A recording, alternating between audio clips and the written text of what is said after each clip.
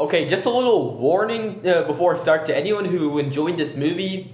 I did not, and for that, I apologize. This is the first actual review video I've ever made. I kind of sort of, but not really, made a review on the first episode of the Pokemon anime, which ended up being just me giving a hypnosis of the entire episode and every single detail that went down in it. Which, by the way, I'm still watching it. I'm currently on episode number 25.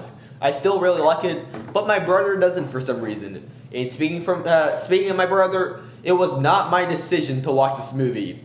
One of my brother's friends wanted to watch A Quiet Place Part 2, and he invited his friends, and there ended up being just a huge group of my brother's friends coming to watch this movie.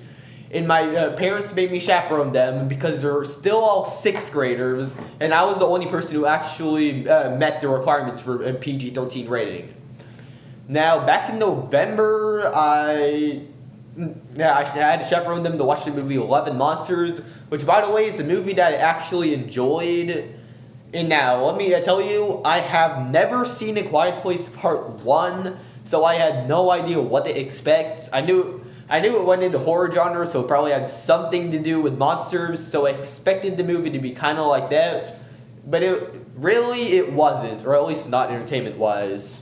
Because you see, the hypnosis of the actual movie has something to do with just like, there's a bunch of monsters around, and you have to be extremely quiet so they can't hear you. Which even though they'll probably be horrifying in real life, not being able to say a single word or you'll get eaten alive, when you're a viewer who is watching that happen, it's really just boring. There's almost no dialogue in the movie or anything interesting that's going on. The monster parts are really the only actual interesting parts in the movie, and even then, they only take up about maybe 5% of the whole thing. It's sad because like the first 10 minutes of the movie was just like the prologue of what happened, and the prologue actually really intrigued me. And for a while, I thought this would actually be a pretty good movie. Then it skipped to the present part, which is now 439 days later, or something like that.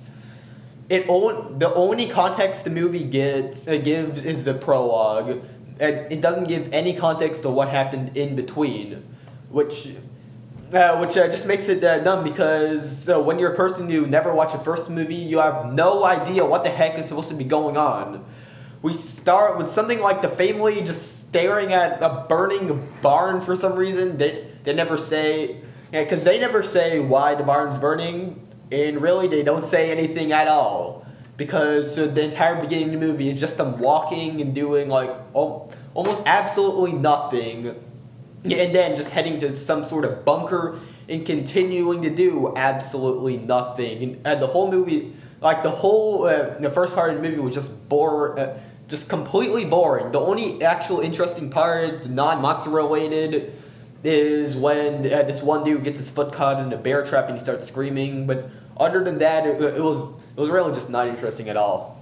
And it's pretty much like that throughout the remainder of the movie, or at least the parts that I actually watched. Because after a while, it got too much for me, and about maybe 35% into the movie, I just put in my headphones and listened to music for the remainder of the movie.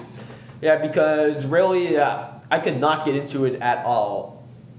Like, usually whenever I'm watching movies with my parents on TV that my parents want me to watch, like sometimes I try to get into it, sometimes the movies are good, sometimes the movies aren't interesting, but even non-interesting movies I still watch.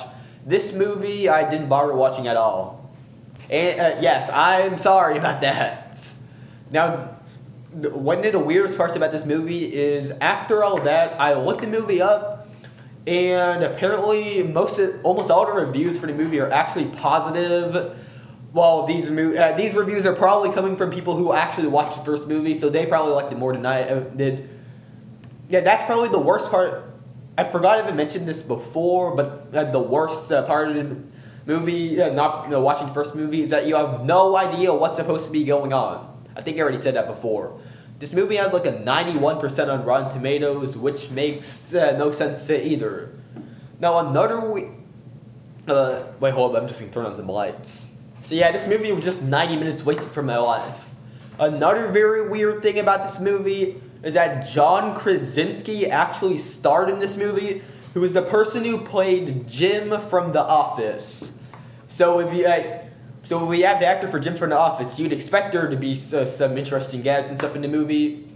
Now, like 11 Monsters that had some humor in it, and it was pretty much like the same genre and stuff, and the horror stuff, but there was no entertainment stuff in this movie at all. No jokes, no humor, absolutely nothing. I don't think anyone even smiled in the entire movie. Actually at the ending, sorry. I don't think the ending of the movie actually had any sort of resolution either. I don't even know. I wasn't really paying attention to that either. But yeah, this movie was just a huge snorgasm. This movie goes in the horror genre. I'm not sure why it's in the horror genre, because there's a whole lot less horror and a whole lot more borer, if that's even a word. So yeah, I'll just go ahead and start wrapping up the video here. This movie, I will say one thing, this movie was only like mostly boring, not like boring throughout the entire thing, so I'll give it that.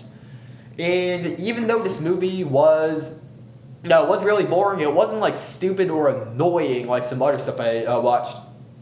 With boring movies, even though you don't like it, you can still stand to have it. With annoying movies, you want to shut it off immediately. So yeah, I'll just go. I'll just end the video here. So yeah, I don't want to chaperone my brother's friends to a movie ever again.